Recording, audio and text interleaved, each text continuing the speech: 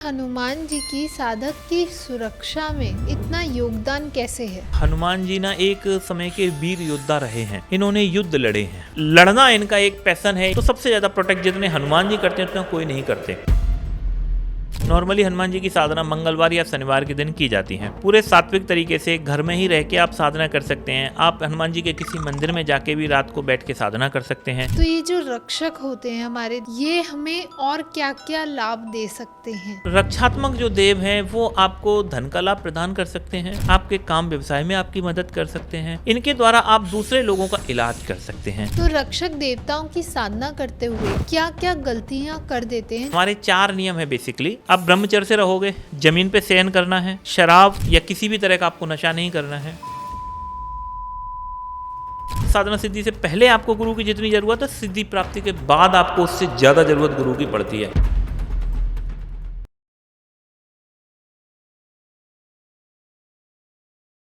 जैसे कि हमने तंत्र के बारे में सुना है कि तंत्र हमेशा मारण या किसी को वशीकरण या फिर हमें किसी की साधना सिद्ध करनी हो तो हम तंत्र के काम करते हैं। लेकिन क्या तंत्र से रक्षा भी हो सकती है, जैसे कि काल भैरव की तंत्र या साधना या हनुमान जी की साधना? क्या ये भी तंत्र का ही एक हिस्सा है? तो आज हम इसी रहस्य को खोजेंगे और जानेंगे कि तंत्र में रक्षक का क्या काम है और उसकी इतनी महत्वपूर्णता क्यों है। तो आज इन्हीं सब के बारे में हमें समझाने के लिए, सिखाने के लिए आए हैं हरीश जी, जो कि एक तांत्रिक हैं और तंत्र की साधनाएं और सिद्धियां सिखाते भी हैं। तो चलिए सर से ही बात करते हैं। वेलकम सर, कैसे हैं आप? बस आदेश, बढ़िया। तो सर, जैसे कि हमने तंत्र में बहुत कुछ सीखा है, बहुत कुछ समझा है आपसे, तो आज मैं आपके लिए लेके आई हूँ कि जो काल भैरव या भैरव जी की हम तंत्र की साधनाएं करते हैं, सिद्धियां करते हैं, या हम हनुमान जी की बात करें तो इनकी भी सिद्धियां होती हैं, तो ये रक्षा करने में इतनी इम्पोर्टेंट क्यों है? देखिए, काल भैरव जो हैं और हनुमान जी जो हैं, ये रक्षात्मक देव माने जाते हैं। ठीक है ना। रक्षात्मक का मतलब है कि ये रक्षा और सुरक्षा ज्यादातर करते हैं। इन्हीं शक्तियों के बलबूते हर तांत्रिक या हर मांत्रिक जो है इलाज करता है लोगों का। यानी कि बुरी शक्तियों को मारने, पीटने, घसीटने का काम जो है ये हनुमान जी, काल भैरव ही बहुत अच्छे से करते हैं। ठीक है। अच्छा। तो इसलिए इनको रक्षात्मक देव कहा जाता है। ये हमें प्रोटेक्ट करते हैं खूब अच्छे से और तंत्र इन्हीं के बलबूते चलता है। अगर हनुमान जी और भैरव को हटा दो तो फिर तंत्र में कुछ नहीं है। सबसे ज़्यादा नॉर्मली हर व्यक्ति के हर चीज़ों के जो मंत्र हैं वो हमें प्राप्त होते हैं हनुमान जी के। दूसरे नंबर काल भैरव और काली जी के। इन 3 शक्तियों से ही तंत्र चलता है। बाकी की और जितनी भी शक्तियां हैं उनके 2 या 3 या 4 या 5 इस तरीके से छोटे छोटे मंत्र उन लोगों के प्राप्त होते हैं। बल्क में 100, 200, 500 मंत्र नहीं होते। जितना 100, 200, 500 मंत्र हनुमान जी के आपको मिल जाएंगे रक्षा के लिए। हनुमान जी का मारण प्रयोग बहुत कम आपको देखने को मिलेगा। भैरव से तो फिर मारण किया जाता है, चलता है उनका। काली से भी मारण किया जाता है, लेकिन हनुमान जी के मारण बहुत कम देखने को मिलते हैं जी। सबसे ज़्यादा इनकी रक्षात्मक प्रयोग हैं। तो ये शक्तियाँ रक्षा करती हैं, इसीलिए ये अच्छी और पॉजिटिव वे में आती हैं और लोगों का भला करती हैं। जैसे कि काल भैरव हो गए, काली माँ हो गई, हनुमान जी हो गए, इन्हें हम देवता भगवान योनि में देखते हैं। हाँ। तो इनको तंत्र में क्या इनकी सिद्धियां क्यों होती हैं? नहीं, देखिए ऐसा है, तंत्र जो है जो शक्ति छोटी है उसको बहुत जल्दी और इजीली और आसानी से इसको सिद्ध किया जाता है। ठीक है। अच्छा। छोटी का मतलब है कि जैसे ब्रह्मा जी हो गए, विष्णु जी हो गए, शिव जी हो गए, ये थोड़े बहुत बड़ी सत्ताएं होती हैं, बहुत बड़ी शक्तियां होती हैं। तो उनको वश में करना, उनसे काम लेना, उनसे काम कराना थोड़ा मुश्किल पड़ता है, बहुत डिफिकल्ट पड़ता है, या लगभग लोग कार्य नहीं कर पाते। दूसरा, ये जो शक्तियां हैं जैसे हमारे त्रिदेव हो गए, ब्रह्मा विष्णु महेश, ये जब भी प्रकट होते हैं तो ये किसी के वश में होकर काम नहीं करते, ये किसी को वचन नहीं देते। ये क्या करते हैं, ये आशीर्वाद देते हैं, ये वरदान देते हैं। ठीक है ना। तो ये वरदान दे करके ही अदृश्य हो जाते हैं। तो इनके वरदान अकाट्य होते हैं, पूरी प्रकृति उसका पालन करती है जी। ठीक है। लेकिन जो हनुमान जी हैं या काली जी या भैरव जी हैं, ये वरदान नहीं देते, ये ज़्यादातर स्वयं काम करते हैं, या इनके गण या इनके वीर जो हैं वो काम करते हैं। लेकिन ये साधक के साथ रहते हैं, उसको प्रोटेक्ट करते हैं, उसको गाइड करते हैं, उसका मार्गदर्शन करते हैं। अकेले हिंदुस्तान में सबसे ज़्यादा जो गद्दियाँ चलती हैं, बड़ी बड़ी फेमस जो गद्दियाँ हैं, वो हनुमान जी से चलती हैं। बिल्कुल बिल्कुल, काफी ऐसे लोग भी हाँ। हैं जो अपनी गद्दी लगाते हैं और लोगों के उच्चारण या कह लीजिए लोगों के कष्टों के हाँ, निवारण रोग करते निवारण हैं। भी करते हैं लोग जो हैं। तो वो सबसे ज़्यादा जो गद्दियाँ हैं ना हमारे हिंदुस्तान में, सबसे ज़्यादा हनुमान जी से लगी हुई हैं। जी। उसके बाद में काली जी और भैरव जी का नंबर आता है। तो सर, हनुमान जी की साधक की सुरक्षा में, उनकी रक्षा में इतना योगदान कैसे है? देखिए, हनुमान जी ना एक समय के वीर योद्धा रहे हैं। जी। इन्होंने युद्ध लड़े हैं, ठीक है ना, लड़ाइयाँ इन्होंने लड़ी हैं। तो हनुमान जी को वीर भी बोला जाता है। वीर की परिभाषा यही होती है कि वो व्यक्ति जो या तो युद्ध भूमि में मृत्यु प्राप्त हुई हो उसकी, व्यक्ति की, या जो देवता वर्ग में आता है जिसने युद्ध लड़े हों, वो वीर कहा जाता है। बिल्कुल सही। तो हनुमान जी ने भी लड़ाइयाँ लड़ी हैं, तो इनको भी वीर कहा जाता है, ठीक है। तो इसलिए ये सबसे ज़्यादा रक्षात्मक काम करते हैं। रक्षा का, लड़ना इनका एक पैशन है, या इनके रगों में जो है लड़ना बसा हुआ है। तो ये व्यक्ति का किसी भी शक्ति से रक्षा कर लेते हैं। तो सबसे ज़्यादा प्रोटेक्ट जितने हनुमान जी करते हैं उतना कोई नहीं करते। दूसरा, शक्ति का एक दूत कहा जाता है। सबसे ज़्यादा शक्ति सारे देवी देवताओं में, बल में, शारीरिक बल में जितनी शक्ति एक हनुमान जी के अंदर है, उतनी शक्ति किसी अन्य शक्ति के अंदर नहीं होती। बिल्कुल सही। ठीक है ना। तो उसी अनुपात में ये रक्षा का जो काम है वो बहुत आसानी से जितने हनुमान जी करते हैं उतनी कोई और शक्तियां नहीं करती हैं। तो क्या ये रक्षक एक साधक की जीवन में प्रतीकात्मक जगह रखते हैं या वास्तविक उनकी ऊर्जा का या उनकी रक्षा करते हैं? तंत्र में हर व्यक्ति जब भी साधनाएं करता है तो कोई भी शक्ति का स्वरूप जो है उसकी रक्षा जो करता है, तो वो प्रतीक रूप से नहीं रहता है, वो वास्तविक रूप से उसकी रक्षा करता है। मैं अगर अपने गुरु का ध्यान कर रहा हूँ तो मैं वास्तविक में ही अपने गुरु का ध्यान कर रहा होता हूँ। मैं अगर ये मान रहा हूँ कि मेरा गुरु मेरी रक्षा कर रहा है, मैं ये मान रहा हूँ कि मेरा इष्ट मेरी रक्षा कर रहा है, मैं ये मान रहा हूँ कि मेरी कुलदेवी या कुलदेवता मेरे अंग संग हैं और वो मेरी रक्षा कर रहे हैं, तो ये मैं मानने से, मेरी विश्वास से वो शक्ति, एनर्जी क्रिएट होती है और वो पूरी तरीके से वास्तविक रूप से मुझे रक्षा करती है। अगर कोई व्यक्ति मेरे ऊपर कोई तंत्र कर रहा है, कोई नेगेटिविटी कोई भेज रहा है, तो वो शक्ति जो है उस नेगेटिविटी से मेरी रक्षा करेगी। तो अगर ये मात्र प्रतीकात्मक होते तो कोई भी अगर एंटिटी मेरे पास आ रही है, कोई नेगेटिविटी मेरे पास आ रही है, तो उससे मेरी रक्षा नहीं हो पाती, है ना। लेकिन अगर मेरी रक्षा हो रही है या मैं किसी दूसरे की रक्षा अगर कर रहा हूँ अपनी शक्ति से, तो वो वास्तविक होती है, तभी हो पाता है। प्रतीकात्मक ये संभव नहीं होता। तो मतलब अगर कोई हनुमान जी की साधना करता है तो वो प्रत्यक्ष रूप में उनका स्वरूप देख सकता है। हाँ। कि वो आके उनकी रक्षा कर रहे हैं। देखिए, एक योग्य साधक का काम होता है कि उसके पास जो भी शक्ति है या कोई भी शक्ति उपस्थित हुई है वो उसको पूरे तरीके से देख सकता है, उसे महसूस कर सकता है। कुछ लोगों को, साधकों को ना प्रत्यक्ष शक्ति दिखाई नहीं देती, ऐसे आंख बंद करके यहाँ आज्ञा चक्र पे, या जो हमारा आंख बंद करके जो अंधकार दिखाई देता है उस अंधकार में उनको वो शक्ति दिखाई देती है और वो शक्ति से ध्यान लगाते हैं, उस शक्ति से सवाल पूछते हैं, वो शक्ति उनको जवाब देती है। इसे मानसिक रूप से जुड़ना कहा जाता है। तो शक्तियाँ सूक्ष्म रूप से भी काम करती हैं, अदृश्य रह के भी शक्तियाँ काम करती हैं।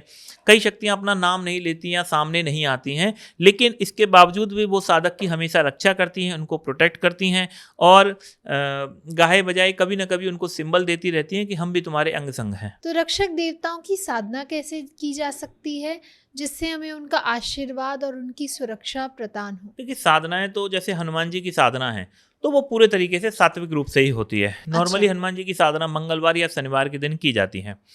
पूरे सात्विक तरीके से घर में ही रह के आप साधना कर सकते हैं। आप हनुमान जी के किसी मंदिर में जाके भी रात को बैठ के साधना कर सकते हैं, या आप किसी एकांत कमरे में बैठ के अपने घर पर ही साधनाओं को संपन्न कर सकते हैं, कोई दिक्कत नहीं आती है। और काल भैरव की जो साधना है या महाकाली की साधना है, इन शक्तियों की साधनाएं आप अपने घर में बैठ के कर सकते हैं, इनके भी मंदिरों में हो जाती है। इन दोनों की साधनाएं आपकी रुचि पर है कि आप इन्हें तामसिक रूप से भी कर सकते हैं, सात्विक रूप से भी आप इन्हें कर सकते हैं, और दोनों ही तरीके से शक्तियाँ आपकी रक्षा करेंगी, आपका प्रोटेक्ट करेंगी आपको, और आपकी हमेशा रक्षा सुरक्षा करती रहेंगे, अंग संग रहेंगी। किसी भी तरीके से कोई भी दुष्ट शक्ति आपके पास आती है, कोई तंत्र आता है, तंत्र जाल आता है, कोई बाण आता है, मारण मूठ आते हैं, घात आती है, तो उससे शक्ति आपकी रक्षा करेगी।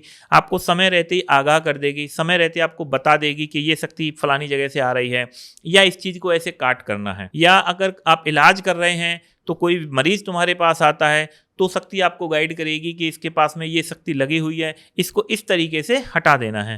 तो पूरा इसका इलाज होता है, पूरा प्रोसेस होता है और व्यक्ति ठीक होता रहता है। अच्छा, तो इनकी जो साधनाएं होती हैं तो वो कितने दिन चलती हैं और कितने दिन में ही सिद्ध हो जाते हैं? नॉर्मली हनुमान जी की कुछ तामसिक क्रियाएं तो 3 दिन की भी हैं।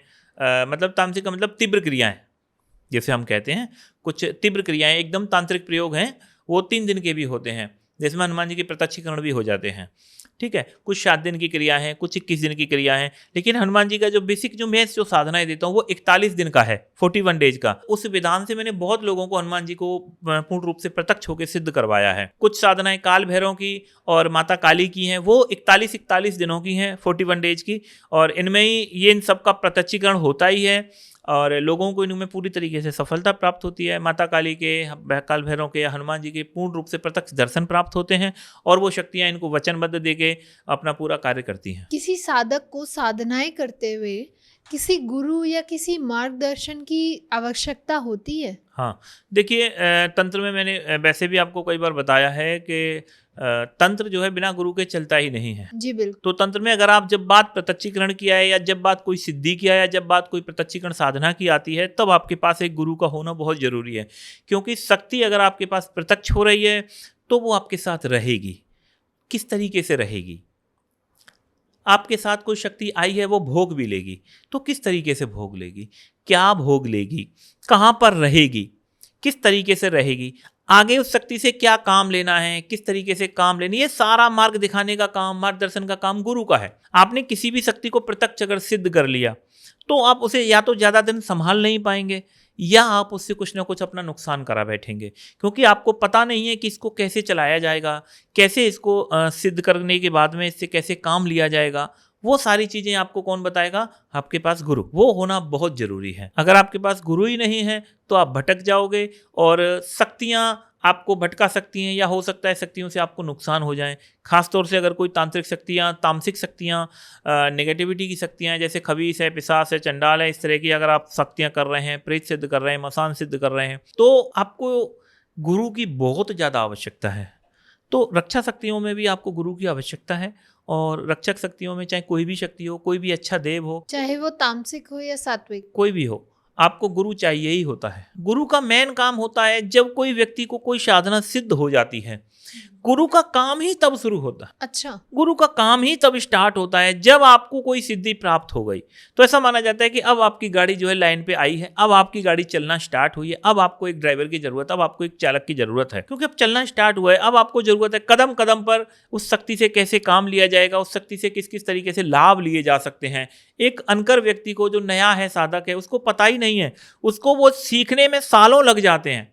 हो सकता है कि उस दौरान वो कुछ गलतियां कर बैठे, लेकिन गुरु जो है वो सारा काम करके बैठा होता है। तो वो सही मार्ग तुम्हें तुरंत ही बता सकता है कि इस शक्ति को इस तरीके से उपयोग में लिया जा सकता है, इस तरह से शक्तियों से लाभ लिए जा सकते हैं। गुरु का काम ही सिद्धि होने के बाद शुरू होता है। और हम लोग बहुत से शिष्यों को बताते हैं कि इस शक्ति से ऐसे ऐसे काम भी लिए जाते हैं, तो शिष्य भी कहते हैं कि क्या गुरु जी ऐसा भी होता है? मैंने कहा हाँ, ऐसा भी होता है। तो हम शक्तियों से काम दिलवाते हैं, शक्तियों से ही शक्तियों के आगे के मंत्र हम मतलब पूछ लेते हैं, बोल देते हैं कि शक्तियों के ही मंत्र आगे मिल जाते हैं। कि हमने कोई जिन्न सिद्ध कर लिया तो उस जिन्न से हम और जिन्नों को पूछेंगे कि और जिन्नों को कैसे आसानी से सिद्ध किया जा सकता है, उनके क्या क्रियाएं, उनकी क्या विधियां हैं, उनके क्या मंत्र हैं, और ये शक्तियाँ बताती हैं। अच्छा, तो सर जैसे कि हमने सिद्ध कर लिया और जैसे पहले भी जाना है कि किसी भूत, प्रेत, पिशाच, यक्षिणी, तो ये जो हमारे देव होते हैं, जो रक्षक हैं, ये भी इसी प्रकार ही काम करते हैं? हाँ, सेम तरीके से प्रोसेस काम करते हैं। सारे देवी देवता, सभी शक्तियाँ, अच्छी हो, बुरी हो, नेगेटिव हो, पॉजिटिव हो, तामसिक हो, चाहे सात्विक हो, सभी का सेम सिस्टम है। सिद्ध होती हैं, अपना स्थान लेती हैं, भोग लेती हैं, बदले में कार्य करती हैं। तो जब एक साधक साधना करता है तो उसको वो क्या महसूस होता है कि अब उसकी जो साधना है वो पूर्ण रूप से पूरी हो गई है या उसको वो सिद्धि प्राप्त होने वाली है? कुछ ऐसा आभास हो सकता है? देखिए, सबसे पहला काम ऐसा है कि जब भी शक्ति की पूर्णता प्राप्त होती है तो पहला जो अनुभव है वो जो होना चाहिए वो है कि शक्ति से आपका रूबरू हो जाना, शक्ति का पूर्ण प्रत्यक्षीकरण हो जाना, इस बात का बोध कराता है कि आपकी शक्ति पूर्ण हो गई, सिद्धि आपकी पूर्ण हो गई। दूसरा, शक्ति के साथ वार्तालाप हो जाना, या आपने किसी शक्ति को कोई काम दिया, शक्ति ने वो तत्काल में पूरा कर दिया। शक्ति का दिखाई देना, शक्ति का बात करना, शक्ति का काम करना सबसे बड़ी और मुख्य साधना की सिद्धि कही जाती है।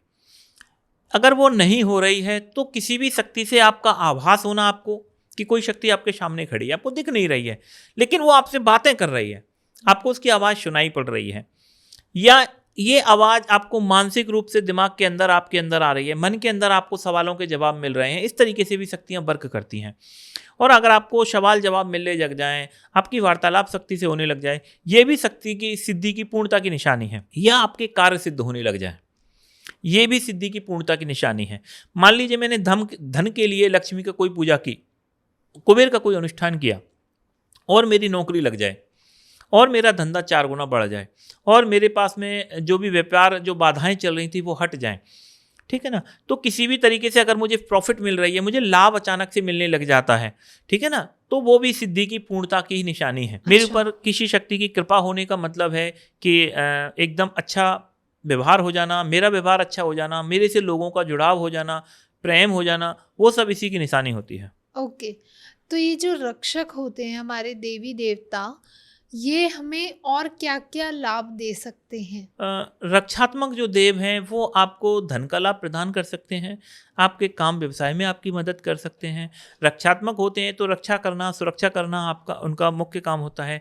इनके द्वारा आप दूसरे लोगों का इलाज कर सकते हैं, हारी बीमारी को ठीक कर सकते हैं, तंत्र बाधा को दूर कर सकते हैं। आप स्वयं के अलावा दूसरों को भी उस शक्ति से लाभ पहुँचा सकते हैं।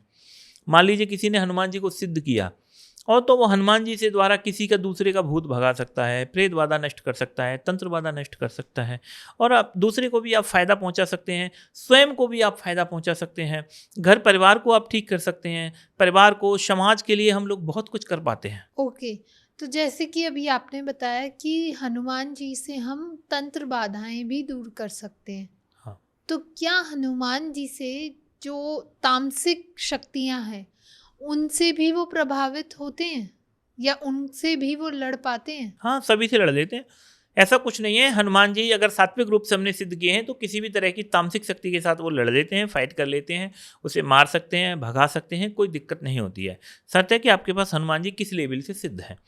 अगर हनुमान जी का आपके पास पूर्ण प्रत्यक्षीकरण प्राप्त है तो हनुमान जी किसी भी तरह की शक्ति से लड़ लेते हैं, उसे मार देंगे, भगा देंगे। वैसे तो कोई भी दुष्ट शक्ति हनुमान जी के उस दरबार में चढ़ेगी ही नहीं।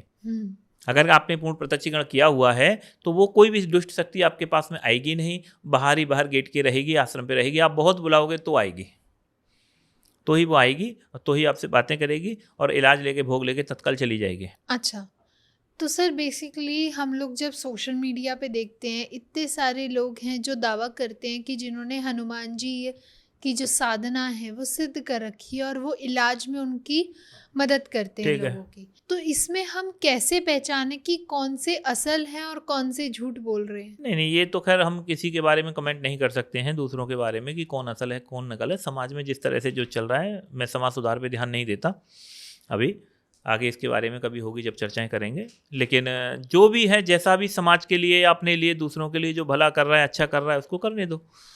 हम तो उसमें कुछ कहते ही नहीं है।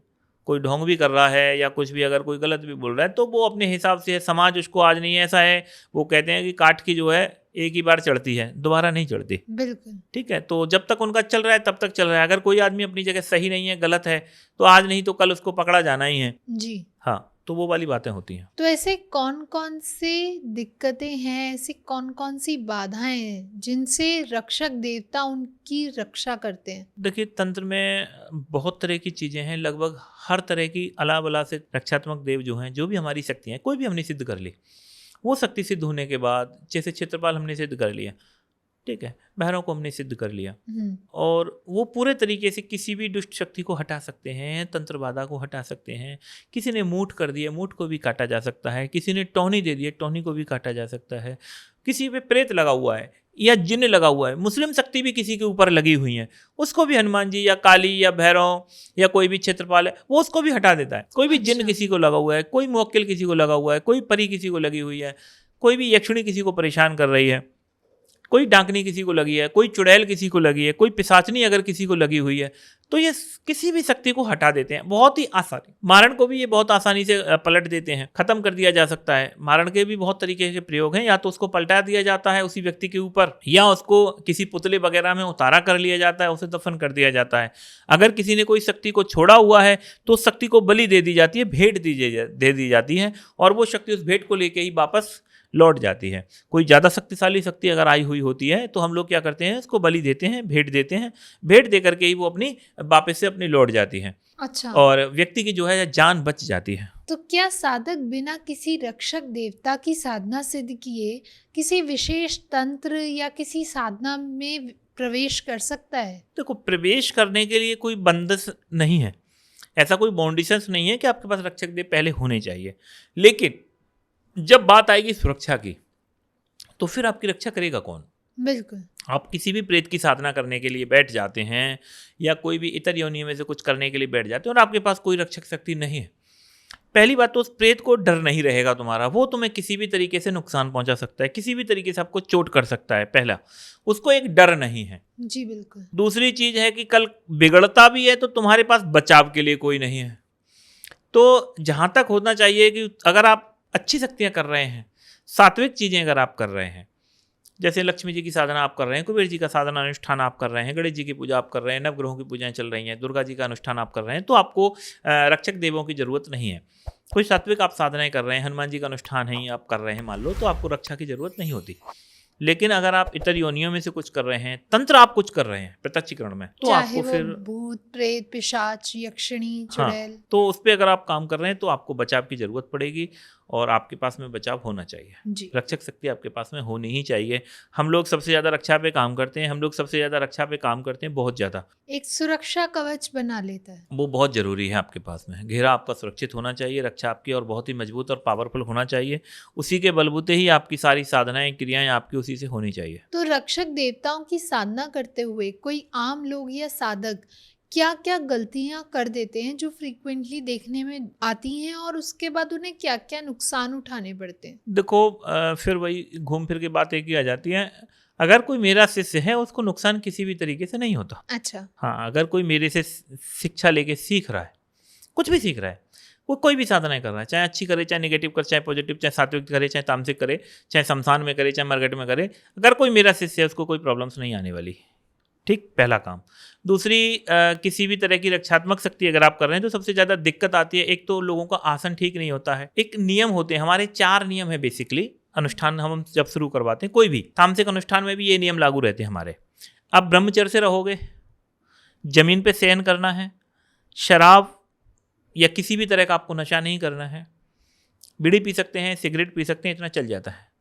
आप अंडे नहीं खा सकते, मांस मछली नहीं खा सकते, आप लहसुन खा सकते हैं, प्याज खा सकते हैं। ये 4 नियम हैं मुख्य हमारे। इन 4 नियमों के अलावा कोई नहीं है। ज़्यादातर लोग इन 4 नियमों को ही तोड़ देते हैं, क्योंकि रक्षात्मक शक्तियों के अनुष्ठान थोड़े लंबे हो सकते हैं। कुछ लोग 3 दिन के लिए भी कंट्रोल नहीं हो पाते हैं, कुछ खा पी लेते हैं, कुछ कर देते हैं। तो इन सारी चीज़ों को जब नियम टूटते हैं तो थोड़ी बहुत दिक्कतें उनको, कभी कुछ हो गई, ठीक, तो वो फेस कर दी, लोगों को दिक्कत पड़ती है कि अनुष्ठान खंडित हो जाता है, मन चिड़चिड़ा हो जाता है। नुकसान किसी का कोई प्रॉब्लम्स नहीं आती हैं कभी भी ऐसी कुछ बड़ी। अगर वो मेरे को बता देता है कि गुरुजी मेरे से आज ये नियम टूटा है, तो हम उसका सोल्यूशन कर देते हैं, ख़त्म हो जाती है बात। लेकिन कभी भी किसी को कोई और हानि हो गई हो, ऐसा कभी देखने में नहीं आया है। 36,000 चेले हो गए अभी तक मेरे, तो आज तक का अनुभव हमारा यही है कि किसी को कोई प्रॉब्लम्स नहीं आती। ओके। लेकिन अगर कोई आपसे साधना ना लेके वैसे कोई किसी और गुरु से साधना ले रख, तो उसके गुरु की जिम्मेदारी है रक्षा करना। मेन काम गुरु का पार्ट। गुरु कितना दमदार है, गुरु कितनी शक्तिशाली है, गुरु कितना ज्ञानी है, उसके ऊपर है शिष्य की सुरक्षा। लोग मेरे नाम से शमशान में कहीं बैठ रहे हैं, लोग मेरे नाम से कहीं मरघट में बैठ रहे हैं, लोग कहीं शमशान जगाने बैठ रहे हैं, भूत प्रेत, सैकड़ों हजारों भूत प्रेतों के बीच में एक साधक बैठता है, तो उसके पास सिर्फ एक ही चीज़ होती है, वो है गुरु। वो उस गुरु के भरोसे ही वहाँ बैठा है, वो उस शक्तिशाली गुरु उसका है, तो ही वहाँ पे रक्षा होगी। जो भूत प्रेत, अंधे, बहरे, गूंगे और विकराल, भयंकर, वो सारी शक्तियाँ जो हैं तामसिक शक्तियां जो है, बड़े बड़े राक्षस शैतान अगर डर रहे हैं तो किसी एक चीज से डर रहे होते हैं, उसके गुरु से, क्योंकि साधक के पास उसका गुरु होता है। सबसे पहले पूजन किसका किया जाता है तंत्र में? गुरु का। अच्छा। नॉर्मली पूजन में सबसे पहले गणेश का पूजन किया जाता है, लेकिन हमने अपने शिष्यों को सिखा रखा है सबसे पहला पूजन गुरु का। गुरु के पूजन के बाद गणेश पूजन करो। देवताओं को पूजन करने से पहले पहले आपको किसका पूजन करना है? गणेश जी का। लेकिन गणेश जी से पूजन से भी पहले आपको गुरु का पूजन करना है, क्योंकि गणेश भी पूजन तभी स्वीकार करते हैं जब आपके गुरु का पूजन हो जाएगा। ऐसा नहीं कि आपको गणेश पूजन के बाद गुरु का पूजन करना है, नहीं, आपको पहले गुरु का पूजन करना है, फिर ही आपको गणेश का पूजन करना है, फिर आपको अन्य शक्ति का पूजन करना है। तो जब आपके पास में प्रोटेक्शन में आपके पास आपका गुरु होगा, आपके गुरु का नाम होगा, आपके पास गुरु मंत्र होगा, दुनिया की कोई भी शक्ति आपको छू नहीं सकती, कोई भी शक्ति आपको परेशान नहीं कर सकती, कोई भी शक्ति आपके ऊपर हावी नहीं हो सकती, कोई भी शक्ति आपको किसी भी तरह से दिक्कत नहीं दे सकती। फिर भी बाई चांस मान लो कभी किसी को प्रॉब्लम्स आ जाए तो आप अपने गुरु से संपर्क करो। गुरु का काम है सॉल्यूशन निकालना। गुरु के पास 1000 रास्ते होते हैं, वो हंसता खेलता भी बातें खत्म कर देता है। कई बार जैसे मेरे से कई लोग शिष्य ऐसे बोल देते हैं कि गुरुजी आज मुझे सपने में ऐसा ऐसा दिखा है, तो एक्चुअली में उसके ऊपर कुछ तंत्र की क्रिया हुई होती है। वो मुझसे पूछता है कि गुरुजी क्या मेरे साथ में कुछ हुआ है, गलत हुआ है, तो हम उसको बोल देते हैं कि कुछ नहीं हुआ, लेकिन एक्चुअली में उसके साथ तंत्र की बहुत बड़ी क्रियाएं होती हैं। हम क्या करते हैं, हम तत्काल में यहाँ से अपनी शक्तियों को भेजते हैं, उसको प्रोटेक्ट करते हैं।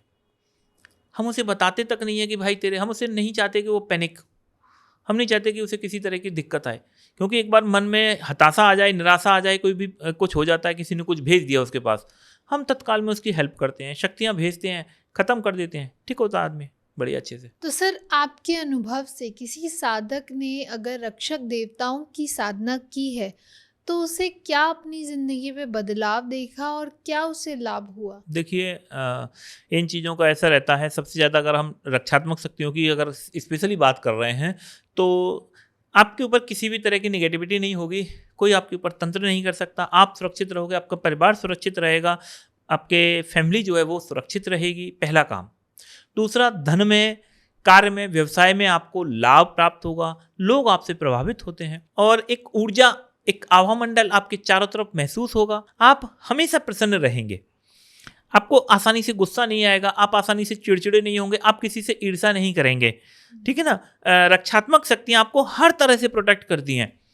आपका अतीत, आपका बुरा, मतलब अतीत का मतलब है पिछले जन्म आपके कैसे भी रहे हों, वो आज आपके ऊपर प्रभावी नहीं होते हैं और हर चीज़ से आपको प्रोटेक्शन मिलता है, हर चीज़ में आपकी रक्षा होती है। आपके साथ कोई भी अचानक से दुर्घटना नहीं घटती, आपके साथ कोई भी किसी तरह का हादसा पेश नहीं आता, आपकी फैमिली के साथ कोई हादसा पेश नहीं आता। बड़े बड़े हादसे अगर हो रहे हैं तो हो सकता है कि आपको खरोंच भी ना आए। तो ये सारे काम रक्षात्मक शक्तियाँ करती हैं। अगर आपके पास कोई भी रक्षात्मक देव उपस्थित है या आपने उसकी साधनाएं, क्रियाएं, मंत्र ले रखे हैं, आशीर्वाद उनका प्राप्त कर रखा है, तो आपको किसी भी तरह की हानि आपको नहीं होती। तो जैसे कि साधक के जीवन में बाधाएं आ रही हैं, उनके रेगुलर काम बनते बनते रुक रहे हैं या कोई भी ऐसी नकारात्मक ऊर्जा है, तो क्या रक्षक देवता उसमें भी उसको प्रभावित करते हैं, उसको रक्षा करते हैं? हाँ, पूरे तरीके से सभी चीज़ों में देवता जो है रक्षा करता है। हर तरह से आपका रक्षा करना देवता का काम है। रक्षात्मक शक्तियाँ हैं, काली है, भैरव हैं, हनुमान हैं, वीर हैं, बहुत से क्षेत्रपाल हैं और भी बहुत सारी शक्तियाँ। अगर आप कोई भी इष्ट सिद्ध कर लेते हैं वो भी आपको, नॉर्मली तो अगर आप कोई प्रेत भी सिद्ध कर लेते हैं वो भी आपको प्रोटेक्ट करता है। अच्छा। अब किसी भी पिशाच वगैरह को ज़्यादातर लोग ना काम लेते थे रक्षा के लिए, लोग अपने खेतों की रखवाली उससे करवा लेते हैं। अच्छा। कोई भी जानवर, जंगली जानवर को वो खेत में प्रवेश नहीं करने देगा। कोई प्रेत से भी ये काम किया जा सकता है। खेतों की रक्षा सुरक्षा करवाने का काम जो पिशाचों से बहुत आसानी से लिया जाता है, चंडालों से बहुत आसानी से लिया जाता है। इनको खेतों पे, रक्षा पे, घर पे खड़ा कर दीजिए, मेन गेट पे आप खड़ा कर दीजिए, रक्षा के लिए छोड़ दीजिए, आप वहाँ पे आपको प्रोटेक्ट करेगा। रक्षा देखो करवाना चाहिए, करवाना आना चाहिए आपको, और वो आपको सिखाएगा आपका गुरु जी। ठीक है। तो आप किसी भी तामसिक शक्ति से आप अच्छा काम ले सकते हैं। जैसे कि हमारी ये जो बिजली है, विद्युत है, इसका सबसे ज़्यादा काम क्या है? विध्वंसक। इसको कोई भी छू दे ये उसे जला के फूंक देती है। जी, इसका मुख्य काम है जला देना। लेकिन इस शक्ति का जो, इसका विध्वंसक जो शक्ति है, उस शक्ति का काम हम लोग किसमें लेते हैं? सृजन में। हमने इसकी पूरी ऊर्जा, एनर्जी को सृजन में ले रखा है, जिससे आज ये जो हम संपन्नता दिखाई देती है आज हम सबको, वो किससे ले रहे हैं? हम बिजली से। लेकिन इसकी जो पावर है वो विध्वंसक है, सृजनात्मक नहीं है। हमने उसका उपयोग किया है सही तरीके से। बिल्कुल। तो इसी तरीके से तंत्र की जो एनर्जी है, तंत्र की जो पावर्स है, तंत्र की जो शक्तियां हैं, उन शक्तियों से अगर कोई लेने वाला आदमी काम लेगा तो सृजनात्मक बहुत अच्छा उपयोग, किसी भी तामसिक शक्ति को भी सृजन में उपयोग किया जा सकता है। बस वो आपको सही तरीके से आना चाहिए कि कहाँ किस तरीके से उसे उपयोग में लिया जाता है। ओके, तो मतलब चाहे वो तामसिक हो, चाहे सात्विक हो, चाहे वो देव हो, चाहे भूत पिशाच हो, काम लेना आना चाहिए, वो भी आपकी रक्षा करेंगे। वही आपको आना चाहिए, वो आपका काम है। मैंने बताया ना, साधना सिद्ध होने के बाद आपको गुरु की जरूरत सबसे ज्यादा है। जी, साधना सिद्धि से पहले आपको गुरु की जितनी जरूरत है, सिद्धि प्राप्ति के बाद आपको उससे ज्यादा जरूरत गुरु की पड़ती है, और गुरु आपके पास में होना चाहिए। Thank you so much sir. आज आपने बहुत अच्छा हमें ज्ञान दिया और हमें बताया कि रक्षक देव हमारी कैसे तंत्र में होते हुए भी हमें कैसे प्रोटेक्ट कर सकते हैं, हमें बचा सकते हैं, हमारी रक्षा कर सकते हैं। तो अगर हमारी ऑडियंस को कोई क्वेश्चन है, कोई सजेशन है, प्लीज़ हमें कमेंट सेक्शन में बताइए। हम आगे आने वाले पॉडकास्ट में उन्हें ज़रूर कवर करेंगे। तब तक के लिए don't forget to like, share, comment and subscribe the channel. धन्यवाद। धन्यवाद सर। आदेश।